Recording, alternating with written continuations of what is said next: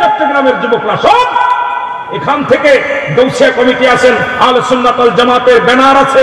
আমি চাই চট্টগ্রাম থেকেই প্রতিবাদ শুরু হোক, কারণ ওর বিচার করতে হবে বাংলার জমিনে।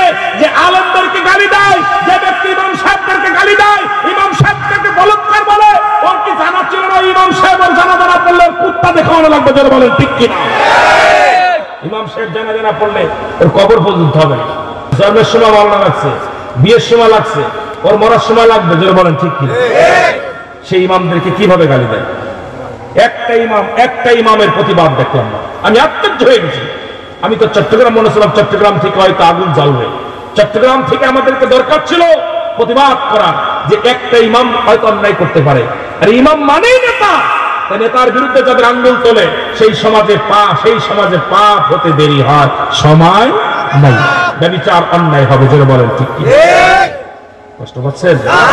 কথাগুলো খেয়াল করছেন? উনি যে গালিটা দিচ্ছে আপনি শোনেন না? গালি দেওয়া বলতে সব ইমাম হলো বলৎকার। কথা বোঝেননি? আরে কাদের বিরুদ্ধে আন্দোলন তুললে তুই? তোর কলিজাটা কত বড়।